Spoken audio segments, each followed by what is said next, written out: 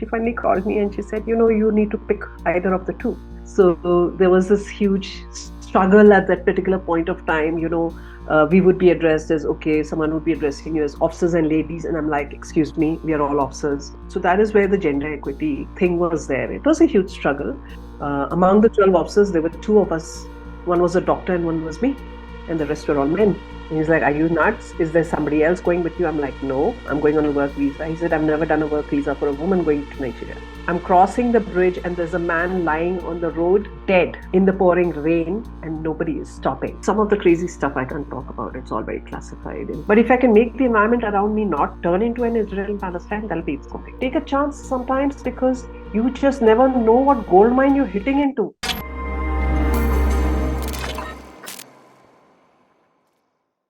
If you want to know what it takes to be a veteran, and more importantly, how you can make a big impact in veterans' lives, especially in India, then you don't want to miss today's guest on my podcast, which is Masters Decoded. And my guest today is Lieutenant Sandhya Suri. Sandhya is a veteran, but she has had an illustrious career, has changed 84 homes or 83 homes in her lifespan, and an amazing perspective about life, work, and more importantly, what it takes for veterans to build a career in a corporate environment. So without much further ado, let me get on with it. Hi Sandhya, welcome to Masters Decoded Season 3 podcast. I'm really interested and glad to have you on the show today. Thank you, Anis. I am so happy to be here as well. It's very exciting to, always get on a new podcast, because it always brings something out. So something that's there to learn. So I'm looking forward to this. Yeah. Thank you so much.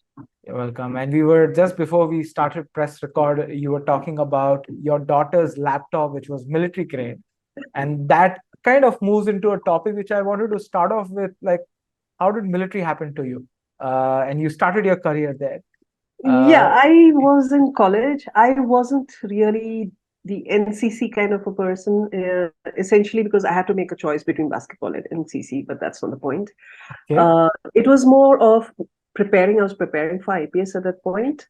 Not wholeheartedly, but yes, the mindset was there that I needed to do something which kind of, worked on bigger angle, doing something that had a result or made a difference. So I was prepping for that. And then in my second year of college, one of my college, seniors, she joined the Navy.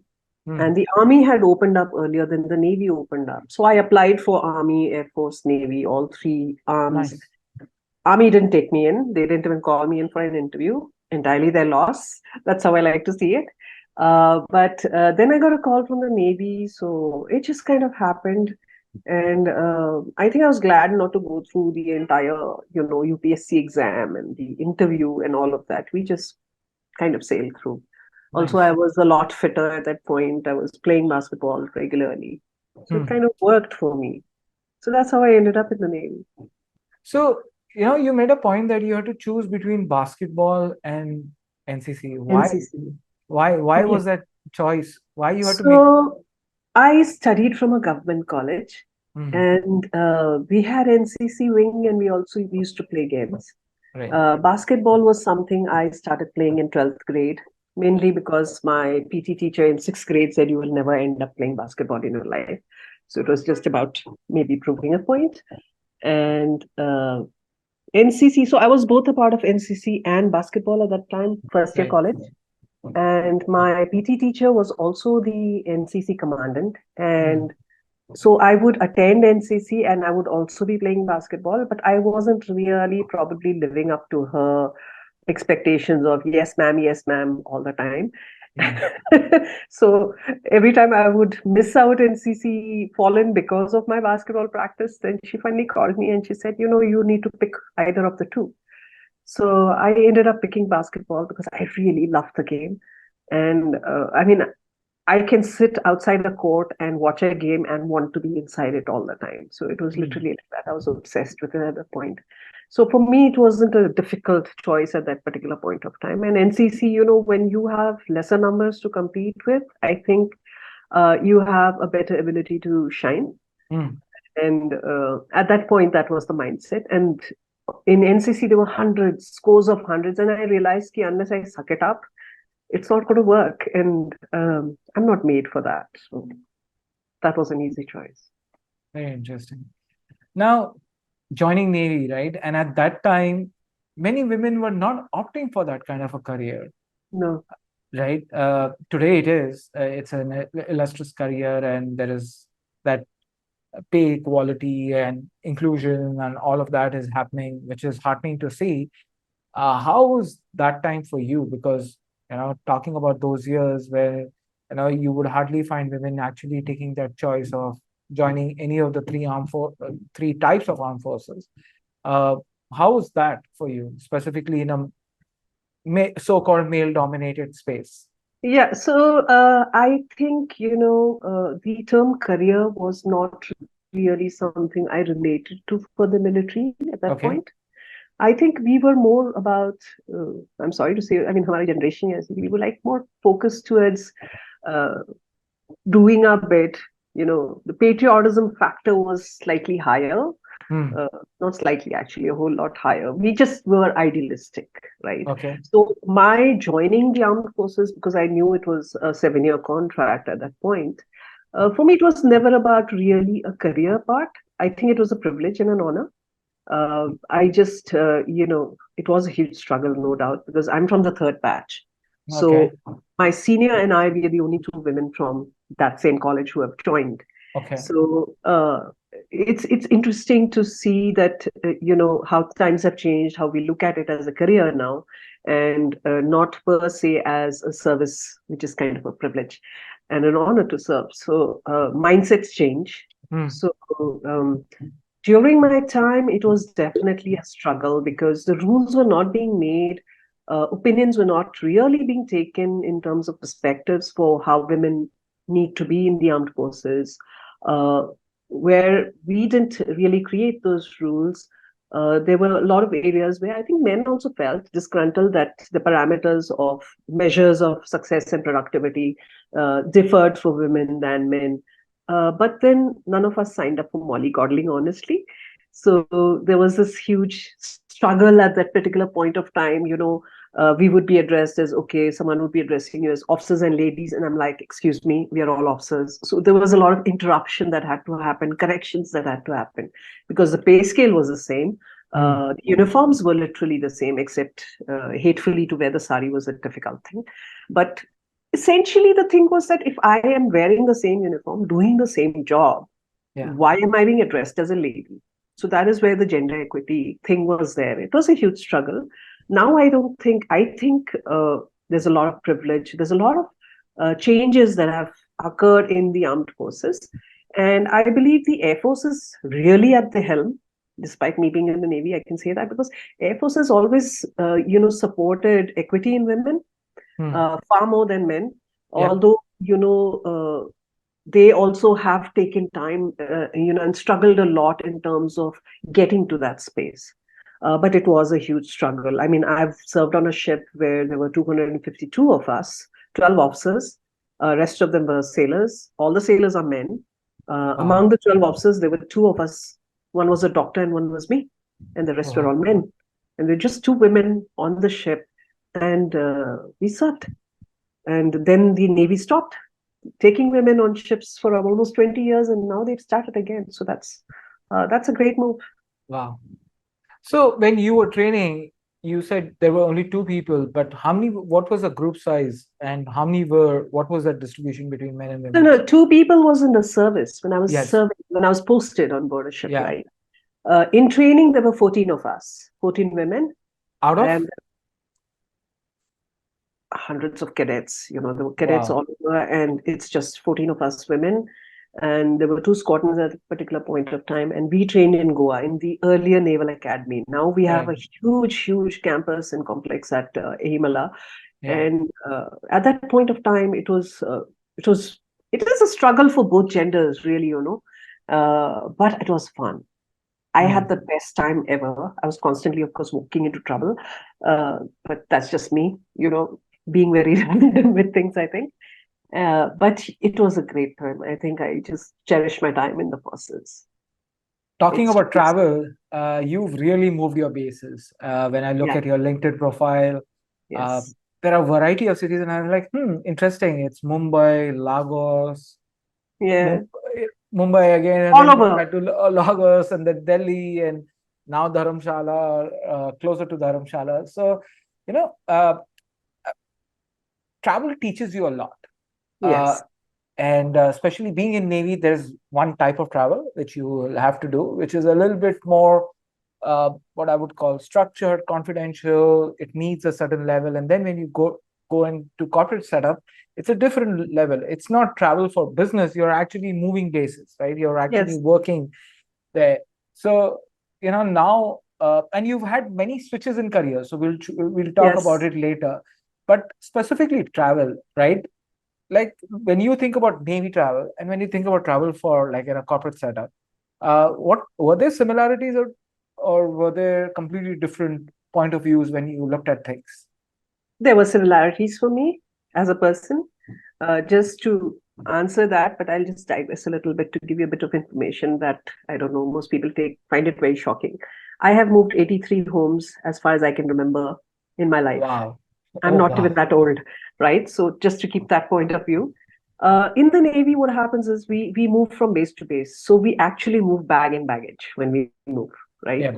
And I have done that throughout my Navy career, and I've also done that post my Navy career. Now, Hmm. why that has happened is I've never really owned a home. I did for a while, for a short span, but my parents were living there, my brother was living there, but I've never lived in that home. The point is that for me, it has always been like that. I have Hmm. always moved bag and baggage. It's a very expensive thing to do. But yes, that's just how I have done. So that way, the similarities have been there where I've had to reestablish everything over and over again. But like you said, travel teaches you so much. Yeah. And it allows you to embrace cultures, which happened a lot in the Navy anyway, because it's a diverse workspace. It You have to embrace people from different states, different communities, different languages, and and work together. So Hmm. that adaptation and acceptance, that equity that comes with it, is something that has moved from there to other spaces as well for me in terms of corporate. And for me, the corporate space hit when I went to Nigeria right after I left the Navy. So it's a new culture, new country, new continent, new Yeah. work. Yeah. So absolutely new, but I thoroughly enjoyed my time in Nigeria. Wow. Even in Nigeria, when I've moved, I've absolutely enjoyed my time. I've survived mugging, and despite that, I'm saying I would love to go back again. It's that Ah, kind of a place. nice. And talking about Nigeria, I have heard some horror stories from my colleagues when they've traveled for work, right? Unfortunately, that place has been muddled with a lot of cartels or Yes. people who are dangerous and can cause harm, specifically for tourists. And I've had friends who've been either abducted or murdered, or I've had colleagues who talk about the horror stories, like when they landed at the airport, they were escorted by people carrying guns because it was unsafe, specifically for tourists. And you've been to Nigeria a lot, uh, Yes. right? As part, not once, you've been to multiple times, like from your career perspective. So are you a Yes. Nigeria pro or a Nigerian pro, I would say? And you just said that you would love to go back. So would love to get It your is. experience and your thoughts on that part of the world. Nigeria has every possibility of safety and non-safety, Hmm. as much as India has in certain regions. So let's put it that way. I would love to go back to Nigeria, Hmm. and it is my second home country. Let me put it that way. I I say that because I spent a decade there working. Hmm. Yeah. In fact, when I went, I remember giving my passport to the travel agent who was supposed to work on my visa, and he said, "Why are you going to Nigeria?" I'm like, "For work." He's like, "Are Hmm. you nuts? Is there somebody else going with you?" I'm like, "No, I'm going on a work visa." He said, "I've never done a work visa for a woman going to Nigeria, ever." I'm like, "Well, there's a first time. Here you go." So that is where I started with. When I landed in Nigeria that day, I remember I had somebody from the office coming in to receive me. Hmm. He was another veteran from the Navy. Uh, but I remember it was raining, pouring, and I'm crossing the third mainland bridge. I'm trying to pull down the window, and he says, "Don't pull down the window, it's not safe." And I'm like, oh, okay. I'm crossing the bridge and there's a man lying on the road, dead in the pouring rain, and nobody is stopping. And I'm like, Wow. hey, there's a guy there, in the rain. He might be injured. He might just be alive. Can we just help him out? He said, no, we don't stop. So that was the first lesson I received even before I reached my, office and the apartment I was staying in. I had to lock my apartment in 7 spots. It was like being in a prison, you Wow. know. That's how I started with the first month of my stay there. And it grows on you, though, Nigeria. And I love the people there. I think learning to be happy go lucky has come from them. Mm. I have taken on probably the best that Nigeria has had to give. I have also survived a mugging, to be fair. I've Okay. faced it. I've been beaten up, left on the road with 2 broken ribs, a cut on my, cheek, beaten up with an iron rod. Do you want to share what happened? Yeah, so I was stuck. Friends come over on Saturday night, and we usually hang out at my place. And two of them had a fight that Okay. evening, and they said, we're not coming. So Okay. because that one dropped out, another one dropped out, another one dropped out. So this is a group of 4 of us friends. So I said, okay, fine, then I'm driving back home. So usually on Saturdays, the driver, I let him off early because we drive back together as a group, so it's okay. Mm. And that evening, I was the only one driving back. I had a red colored Kia Picanto, I still remember. And I was stuck in traffic between a lot of taxis, a lot of Okay. yellow cabs. And a group of Nigerian men were robbing an entire apartment on the opposite side of the road, which was absolutely empty. So when they came out robbing the apartment, they saw a red car and a foreigner sitting inside, and that was it. So I got attacked. I lost a laptop. I lost about $2,500 cash. I Wow. broke my glasses. The only thing that remained was my iPod, which is like a nano little one. I still remember. I was dragged out of the car. The window was broken. I was dragged out. The thing is, you should not see their face. Mm. Don't look at them when this is happening. You need to just hand over what you have. They didn't give me time enough to hand over, and I got beaten up for that. So I was kicked so hard that I broke 2 ribs, and I had glass all over me on one side. And I realized that this is not going to work for me. If I need to survive this, I really need to think what I Mm. have to do. And I pretended, I stopped breathing, and I pretended to play dead, literally. So they Wow. actually checked if I had breath. And I got another 2 set of kicks after that, and I refused. I was just totally limp. I let my muscles go completely. And once I saw them drive off, that's the time. And one of them dragged, he says, okay, let's go. We've got what we wanted. And that's when I got up, and people were shocked because they thought I was actually dead. But none of them helped out. I asked for a phone to call my friends, and nobody would help you out. So I actually drove the car like that, literally blind because my glasses weren't there anymore. Drove home and then called my friends. Mm. So yeah, I survived that. I didn't drive for about a week, and I said, chuck it. I need to get back on the wheel because I love driving. For me, Mm. it's like the most, free space that I have. And I said, I'm going to get back to driving. So after a week, I was back on the road again. So that was me and the Wow. marking incident. Wow. Does Navy, I would say this toughness of, if anybody else would have been there in your place, I'm just making an assumption, and sorry, it'll be a bad assumption, Yeah. that you had a 7-year illustrious career with Navy, which was, I'm sure, it had toughened you up, and then you decide to go to Nigeria. You go through this ordeal, and you say after a week, hey, let's drive, right? That toughness, and you've changed 83 homes in your life, right? Which you proudly wear that badge of honor, definitely. So has that toughness and letting go, come, where does it come from? Does it come from Navy, from your training there, or does it come from somewhere else? Um, I think as a child, I was pretty much on that space of not being fearful Okay. quite a lot. So I didn't have too many fears at that point. Like I would always be like, what's the worst that can happen? right? Mm. So I grew up with that kind of mentality. My dad kind of supported me in the fact that he didn't differentiate between me and my brother. Okay. Uh, Although I wish he had paid more attention to my brother sometimes. But then that's another story for another time. But really, when I was growing up, that was where I was. So my dad didn't stop me from doing what others were doing. So that is Mm. where I started from. My mom was really conserved, and all the artistic stuff in my life comes from her. But all the, I think the daring stuff comes from him. But I think I was carrying that with me anyway, because in college also, if there was a resolution to be done for something, breaking up a fight or something, I would always be called, right? I ended up closing the college down for 3 days on my first, second, and third day of college, where others were being ragged. So Mm. that's another thing, that happened is during the Mandal Commission time, politics. So yeah. And then, but what the Navy has really helped, coming back to your question, is it has helped, hone it. It gives you a lot of logical, structured thinking, a logical, resolution to finding a solution with what is around you, Mm. right?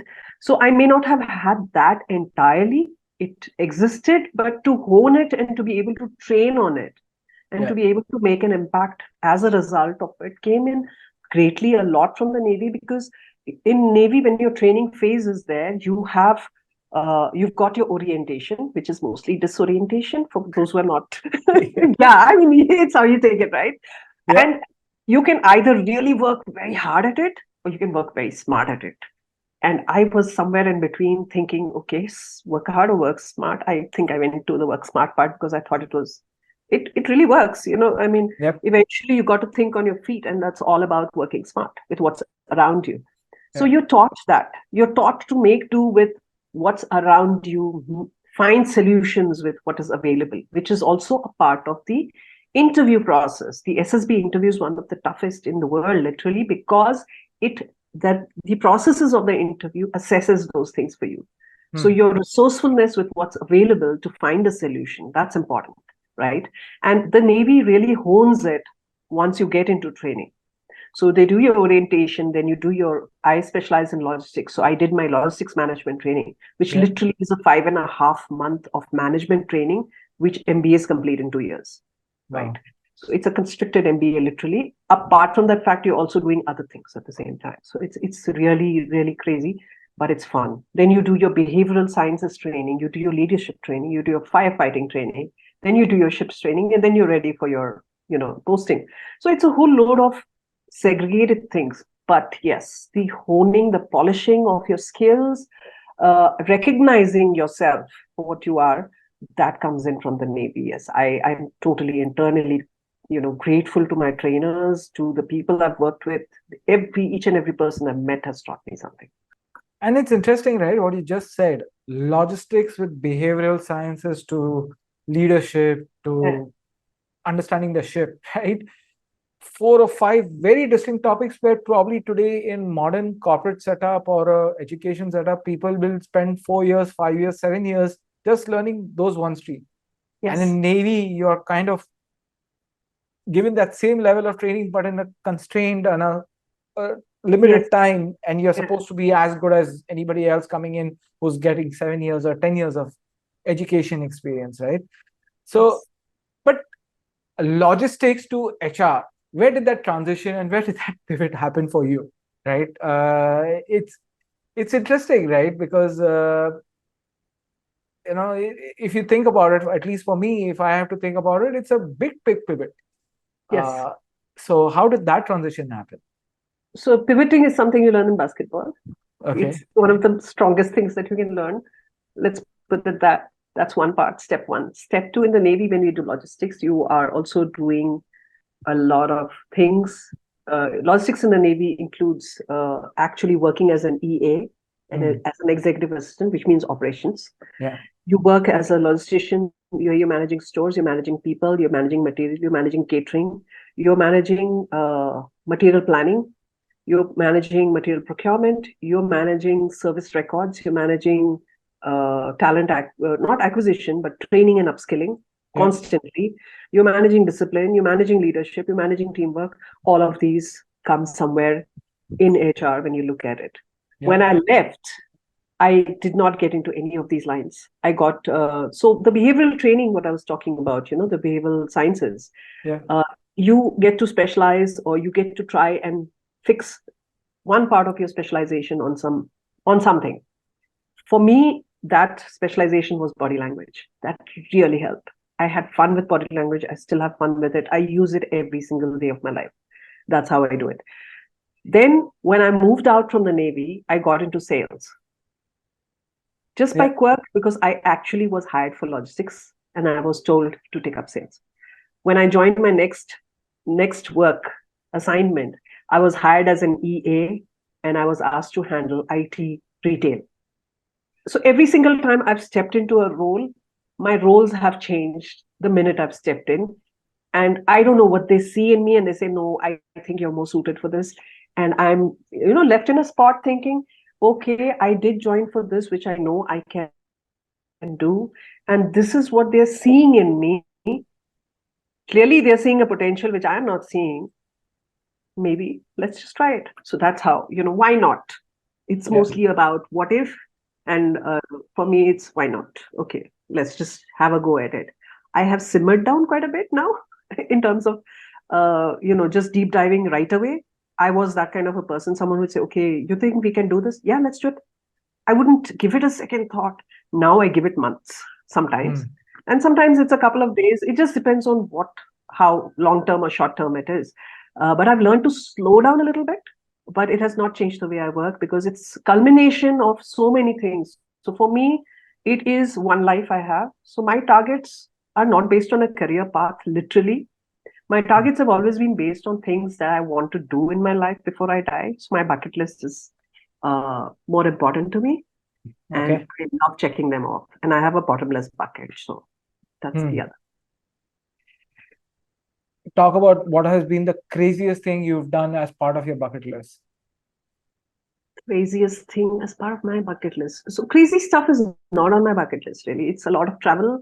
It's a lot of experiences. Like, for example, doing the TEDx talk that I did. That was on my bucket list. I did it. Crazy stuff I've done apart from that, that's different. I mean, my first solo trip, for example, when I've been driving alone a lot. So I drive a Thar. I have clocked over 124,000 kilometers now on my Thar. Yeah, in the past 8 years. And it's just been one journey after another and amazing experiences. Some of the crazy stuff I can't talk about. It's all very classified in terms of, people won't take me seriously after that. So I'm going to put that aside. No, that's okay. Yeah, my bucket list has got now things that I really want to deep dive into in terms of my personal growth, which can't come right now. I think I have 2-3 more years to do other stuff, which I want to do in terms of community building and other things. I'm looking at gaps, I'm identifying gaps, and I want to fill those gaps. So I'm looking at that in terms of work. So I don't work in a space where it's restrictive. People usually say, think out of the box. And I'm like, where's the box? So I'm literally in that kind of a space most of the time. Sandhya, this is fascinating, right? As somebody at your level who've had an illustrious career, still has that go-getter thought process, like, I still have a lot of things to be done. And because you've been in HR, I'm going to ask you a very critical question, right? When you see younger generation coming through, and when I say younger generation, maybe it's your own daughter, or you see people around today getting into the corporate setup, or even in the armed forces. Do you see a change, like this point which you made, what if and why not?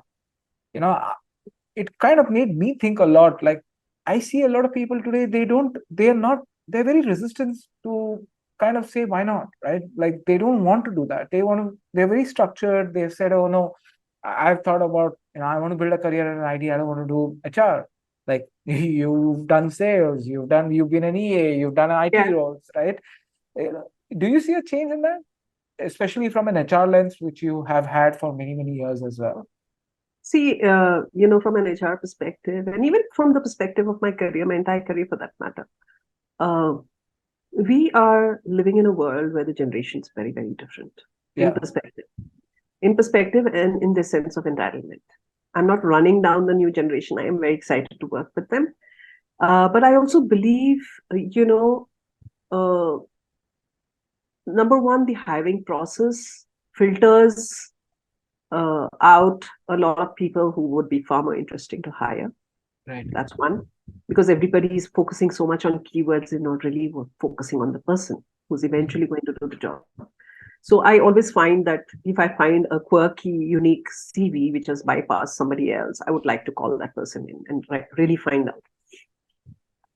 The resistance part that you talk about in terms of the new generation comes from, I think there's more of the self than working as a team. I feel there's a gap there. Why I feel there's a gap there is because we find that the new generation, and it's entirely our fault, really, because we brought up this generation, right? The sense of entitlement of the self is far stronger. The world owes me. No, the world existed before you came in. It's got to exist after you go. You owe the world also, right? So service before self came in, of course, from the Navy. So I'm also talking about my own experience. I'm talking from my perspectives, right? It's been a struggle for me in a number of areas, in arenas, even as an HR person, because we talk about DEI is a big thing, for example, right? Diversity, inclusion. It is not easy. Also, when you're talking about inclusion, and I know I'm going to get a lot of brickbats for this, but I'm going to be very, very blunt here, is I have a struggle now identifying or, including myself in that space where people are more focused on, hey, this is how I want to be addressed. He, she, they, them. They, them, I'm sorry, my grammar doesn't fit in there. I have been clobbered for years to get my grammar right. This really messes it up, number one. Number two, if that is what bothers you so much today, rather than fighting or putting up a voice for good healthcare system, infrastructure, bigger picture of things which can make life easier for one and everyone, including yourself, as a citizen who is 18, 19, 20, 21, you're voting, you're approaching your voting age. What are you voting for? What are your voices for? Where is that coming? Where is that? That is sorely missing. It's such a huge gap. And when I am trying to hire someone to get into the team, I'm looking for that unique spot where they also talk about this with a lot of passion and they want to do something about it. Those are the people I would love to hire, not somebody who gets offended with aggression. There's a lot of aggressiveness, even in trying to defend, hey, this is what I want to be. I want to be addressed as them there. Please go back to English class. For me, it's like that now. I've become probably more hardened by it, but I also understand the ridiculousness of it. If you're talking equity, let's talk about for everyone in a bigger picture first, because you belong to that picture. You belong to that planet, right? So if you want to put up a voice against people, for example, who are polluting, who are littering. Don't contribute to the litter, for example. Then you can make a change. And that change will drive anybody to hear your voice when you're talking for yourself. Only, right?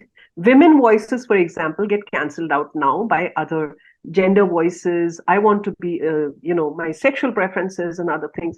That's your private life, really.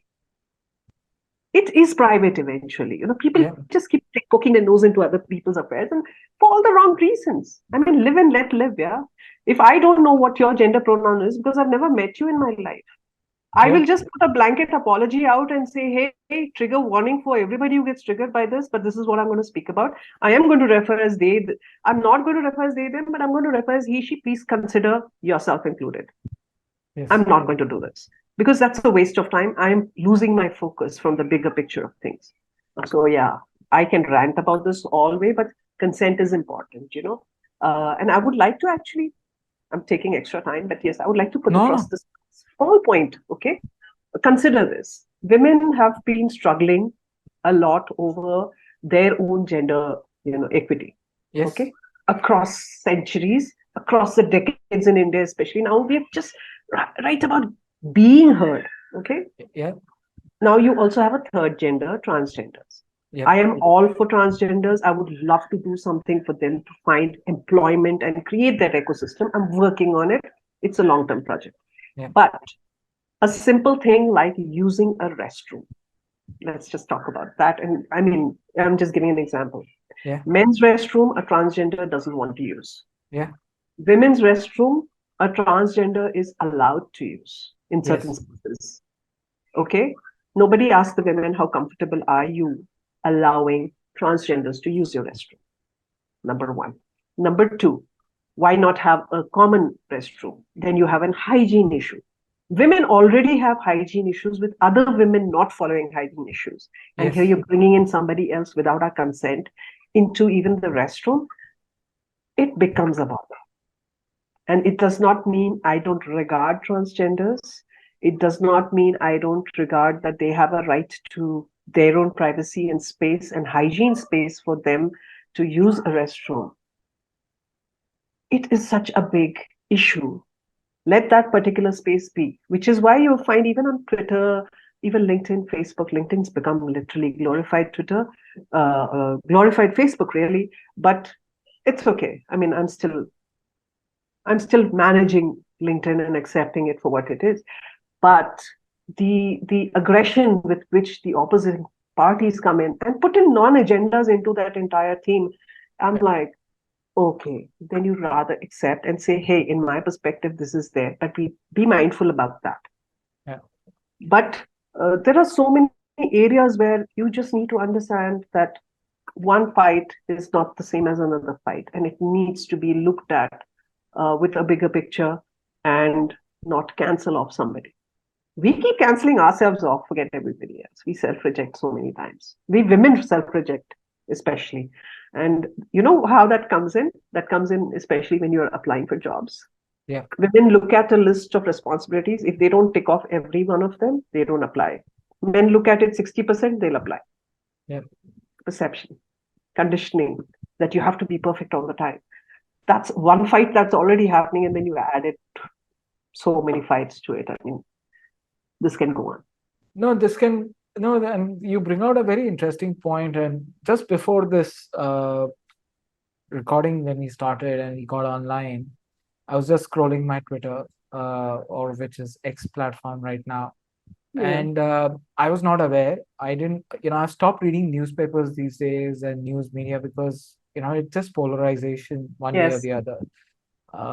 It's not that I'm not aware of what's happening in the world. I'm aware, but just too much, right? And somebody just posted that there was a distasteful ad which was posted in one of the premium news publication in India, and it was distasteful to one of our neighbors because of the World Cup, which is Cricket World Cup, which is happening.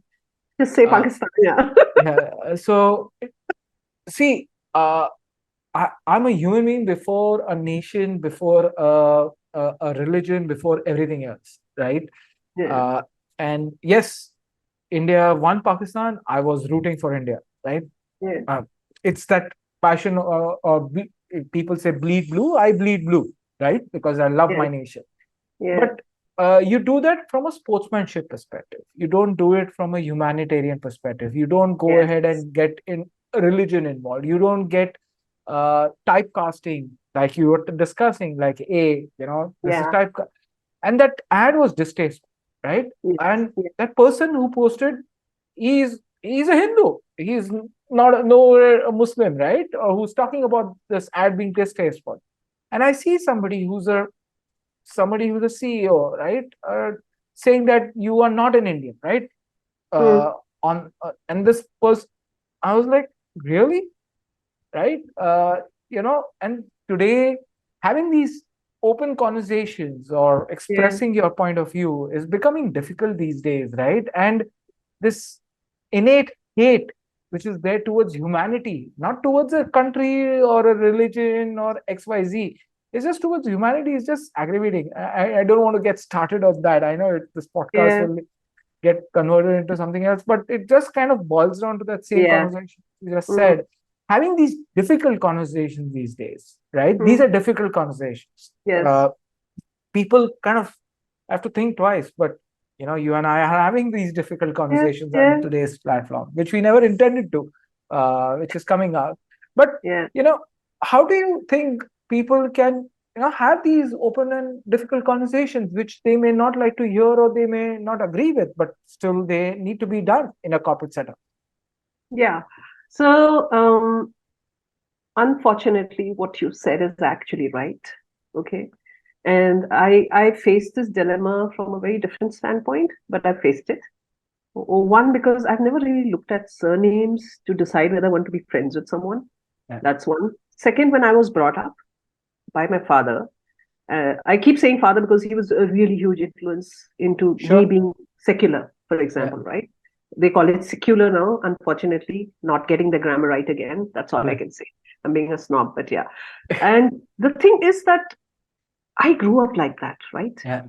And those were my values. I Yeah. built my value system around it. And unfortunately, so my father now is a hard right, would not tolerate mention of a Muslim friend, or so that is there. People Yeah. all grow into either you become very liberal or you become very conservative. I'm just a conservative liberal. Let me put it that way. Yeah. Go figure. Yeah. But the thing is, I get asked this question. So you are from Kashmir, what do you think about Kashmir? Yeah. What a trick question is that? It's so easy for somebody to just ask, what do you think about Kashmir? Yeah. And I'm like, it's not easy. It's not an easy answer. Yeah. Number one, because I was born in Kashmir, so I am a Kashmiri. Yeah. When I was born, I had a separate constitution. Yes, Yeah. I did, right? But I'm also an Indian citizen. Yeah. I am Indian. I travel on an Indian passport. Yeah. My place of birth is in India, right? So I'm an Indian, yes. Yeah. Would I like to visit Pakistan? Yes, I would. But the minute I say it, I would have 20,000 people saying, you can go to Pakistan and live there. Okay. Yeah. And now I'm naming the country. Let me just put it that way.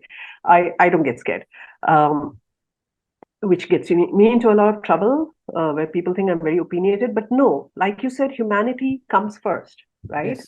And me being a Fauji, right? Yeah. Makes it even harder for people to, put a fix on key. Oh, but you support war. No, I don't. Yeah. Fauji's were created to protect your borders, yes, Yes. but it wasn't about pushing someone for war. No, Yes. that's not my job, right? And a lot of people who sleep peacefully at night need to also be aware that that gratitude comes from those who are, in the borders. When you go, for example, to Kargil Yeah. War Memorial, the list of names of people who died in the Kargil War, I've sat there and I've howled for half an hour. Literally, after being stoic, I still broke down crying because of the names I read there. They came from people from different states, different religions, different castes. They had no reason to die. Yeah. They had to be selfish, right? But that's part of what they had to do, Yeah. which none of us, a lot of us would never sign up for because you really don't know the horrors you could go through if you get caught, Yes. right? So putting that in perspective, putting, for example, in perspective what's happening in Israel, what's happening with Palestinians, with Hamas and everything else, Yeah. and you cannot put sports at war. Yeah. That is what unfortunately it has become. I don't watch cricket. I don't. Sure. People mention the ad because I don't read the newspapers anymore because there's so much of hatred. Yeah. Newspapers do not relay news the way it is. It's not a fact narrative anymore. It is opinionated. Yes. And unfortunately, so that is not something I want to feed myself with, right? Yeah. For me, it is if I'm meeting somebody and I'm not treating them differently because they come from a different caste or a religion. I mean, I'm having a great conversation with you. I would love to have another coffee with you. And that's Sure. going to happen, right? Definitely. Yeah. And it's going to raise a lot of antagonism among my family members saying, oh, how can you say that? It will happen even for this. Because every time I side up with somebody who is, uh, you know, um, for example, pro-Congress, Yeah. right? Because they're saying something which means it's making sense to me. I get told, oh, but you don't know what happened in the 84 riots. Yeah. I'm like, I do know. But let's be real. I'm living in another world right now.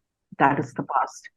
You have tried wars and hatred and, uh, disinformation, and all kinds of negativity to see and set the world right, it Yeah. has not worked. Why don't you switch gears? Try kindness, try compassion, try inclusivity, try going beyond borders, because those borders exist only on world maps on the globe. Yeah. They don't, you can't see a border unless you put a fence there. No, And who's you can't. building those fences? Why are we building those fences, right? Yeah. It's, we're living on the same planet. What Yeah. one does impacts another, no matter what. And then there is the apathy factor where you say, oh, but it's not making a difference to you. You're not saying anything about Israel. You're not protesting against it. I said, I don't have to do that, because Yeah. that is not really going to make a change. But if I can make the environment around me not turn into an Israel and Palestine, that'll be something, right? Yeah. So, and coming back to the sports part of it, I feel we've lost what you call the spirit of sport. Yeah. We used to have an oath when we were in school, talking about the spirits of sportsmanship and Yeah. the integrity of sportsmen. That does not exist anymore. It's satta in a way. It is satta. Yeah. I mean, no matter how much you crib about, India won and Pakistan lost, half of them would have betted.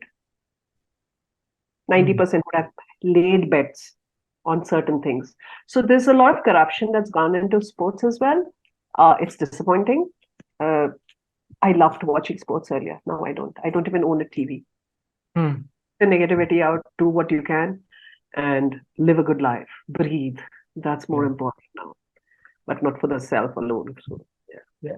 There's one thing which is coming out, right? Like, definitely, the way you've been groomed as a child and the way you've had different careers and you've had different experiences have made you who you are today. And I would say, definitely I see that change. When I meet a lot of uh, armed force people who've served in the armed forces, right? They definitely have a different thought process. Like you said, uh, they don't go for wars because they hate the other person. They're going for wars to protect the border which they have signed up for, right? That they Yeah. have taken an oath for, that they will do Yes. what it takes to protect that the people behind that border or behind their back whom they are fighting for, right? So and you do one thing which is interesting, which I saw in your LinkedIn profile, which is veteran transitions, right? And we need more of them. In fact, Yeah. hearing you out, I think we need more people in the corporate setup because we need that, candidly, right? So, is it easy for veterans to transition in the corporate setup? No. Not in India. In the US, when you look at the US, I'm just giving it a point of comparison because Yeah. it's relevant. The honor that's given to the veteran in terms of their service is very different. That's Yeah. the first part. And then I'm going to keep it at that because I know veterans in the US are also struggling, right? So let's Yeah. just get back to India and let's talk about what's here, what's real for us. Veterans do struggle in terms of beginning a corporate career. One. So a number of us are also in that space of helping veterans transit, Yeah. helping in the way that we can. So there's a load of, for example, experience you carry as somebody who has already transited and been in the corporate sector for decades, not just the corporate sector, actually, in entrepreneurship and other areas as well. So when you share experiences, when you create these, opportunities for them, you open up the world to a lot of experience that you can Right. get from the veterans. A lot of corporates lack few things, which you see in terms of uh, leadership dynamics, in terms of discipline, in terms of diversity in culture, in terms of time management. So all of these things are skill sets that every veteran carries. Yeah. You may find a few, either other, which is not, you may find some who don't match the mark that you want to reach. And I will not deny that either. Yeah. But a majority of the veterans carry that skill. And these are skills that work everywhere. Navy veterans, per se, for example, are people who roll up their sleeves, don't wait to be told what to do, they just go ahead and do it. All right. Yeah. Why it happens is because we work on ships. Yeah. On ships, if an officer cannot roll up their sleeves and work, the sailors will not respect them, and they don't follow them. So it's leading by example, right? Yeah. Interestingly, also Navy veterans, whether they are from the officer rank or the other ranks, they most of them hold a graduate degree, master's degree, double master's degree, Wow. know a couple of languages. So they are not bilingual. They sometimes know 3 to 4 languages minimum, including foreign languages. They are Wow. that qualified, right? And there in almost every stream, we have schools, we have colleges that create these, personnel, and they're coming out and they've got a load of talent. Yeah. People don't hire them, number one. I find the number one reason is just wondering whether they understand the corporate language, which we help. When we are doing transition, we tell What them is that this corporate language? What is this corporate corporate language language? is, let me just put it this way, okay? If you are, for example, doing an operation Yeah. in the Forge and you're calling it Operation X, no, no disregard to Elon Musk and Twitter, but yeah, Operation X. So you are doing that task within a certain time frame, within a certain budget, with a certain number of people. Yeah. Okay. You evaluate the entire thing, you plan, you execute, you finish it on time. You save budgets, you save money and time sometimes, and get it done in far lesser than what was expected to be used. It's all planning, right? Yeah. When I put that on my CV saying I was operationally the operation commandant or in charge of this particular operation, and this is what I did, and I led a men of this to do this. Yeah. That language is very military. Yeah.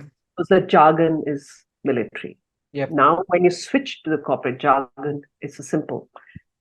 Then you say skilled project manager who works within budgets, executes projects on time, has leadership skills, enables a diverse team of people to work together to achieve an objective. There's a translation there. It's corporate language. Interesting. There's a translation. Okay. The funny part is in corporates themselves, every corporate has their own language. That is the complex part. Every single time I have transited from one position in HR to another company in HR, the abbreviations are crazy. Yes. Every place has abbreviations, and I'm like, can we just spend extra 2-3 seconds and mention the full thing? Yep. And everybody in the same picture? Because any newcomer gets feels excluded because they're not included in the jargon and they're expected to learn. So a lot of time orientation is literally about teaching them that these are the languages being used. Yeah. And it's funny, but that's how it is. And I find it crazy. It drives me crazy. And as an HR head, if it's driving you crazy, you can imagine what happens to an employee who's totally lost, new, has lesser number of experience, and they have to deal with it. But coming back to the veteran Fauji language and the corporate language, that is where the language thing is there. Yeah. The keywords to be used in a resume, for example, that would translate to some other language which is being used as a keyword in some other corporate. So that is where the transition, the mentoring comes in. So yes, and I am working on something which is hopefully to bringing these veterans together so that the mentoring can happen in a more cohesive manner. I am also a lot more interested in actually working on veterans who are of non-officer ranks. Okay. Mainly because in this entire helping transit, they don't get included, and I want to include them into that, into that conversation as well. So yeah, the couple of projects that I'm working on, I hope Nice. it takes off, but it's a whole load of things that are happening on the sideline now. And but yes, we keep doing this, and I do a one-on-one as well in terms of profiling for them. Okay. Veteran profiling is where, as a Fauji, no matter what talent you had or what innate talent you have as a child, natural talents, you will work in a certain set space where you are only using certain parts of your talent or maybe not using it at all. So when they leave and transit, they're only looking at project management because that's all they've done. They're only looking at, say, marine technology because they've learned only marine technology and they feel comfortable in it. but you also have your talent space, which needs to get identified. Agreed. And when I do profiling, this is what I do. I speak to them and we filter down to identifying which is your area of talent. Some might just be great salespeople, and they are. Yeah. Some might be great at PR. Some might be absolutely great at marketing, and they don't even touch it. And they go straight off to do, certain specifics of what they are advised from somebody who's stuck to that little pond. Yeah. It's an ocean. And I mean, the opportunities are so many now Yes. as to what we used to have: teacher, doctor, accountant, banker, engineer. No, I can tell you So much. recently we hired at the company which I work with for one of our product. We've hired a senior product person who's had almost 2 decades of illustrious career in the armed forces. And when we got deeper to understand, right, to like you said, right, even in the corporate we typecast people. Hey, this person is from armed Yeah. forces, they will do great in project management. But no, when I went deeper into that conversation, he was saying the kind of technology ecosystem he was working with, because our company is all about technology. And I was really baffled, like, hey, because there is lack of awareness, or completely as civilians, we don't know what happens, right, in the armed forces, Yeah. right? I'm sure you may be breeding some of the best chefs in the world, right? Who may Yeah. be working in They the armed have. forces, right? They can start an Yes. illustrious career being one of the best chefs in the world. And they know how to cook in quantity and ensure that the Yes. quality is there, right? So these things are completely unknown, and that's what intrigued me when I looked at it, and that's why I wanted to double click on that particular point for what you shared. And Yeah. thank you for sharing. That's interesting perspective on that. It is. It is. So I'm not looking at, so a lot of veterans who transit literally say, oh, I want to get a job. And Yeah, I keep telling, I also advise the veterans, I said, don't look for a job, look for internships. yeah, Internships are far more important for you. Take on a 6-month internship where you can bargain, negotiate your way around, because then you have, once you finish your internship for 6 months, you have a 6-month internship experience to carry with you on your resume, yeah, right? Also, when we interview veterans, we tend to just home in on what's written on the resume. Also, because you have far younger people, immature people also interviewing these veterans at the first round.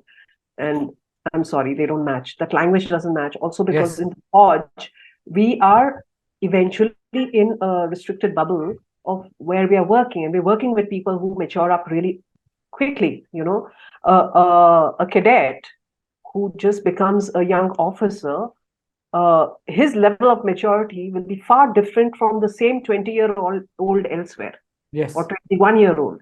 I was 22 and a half, and my maturity level was far different from somebody in the corporate sector. At 22 and a half, you're just doing a flunky doing rounds, yeah, you know and here I'm like, I can take charge of that.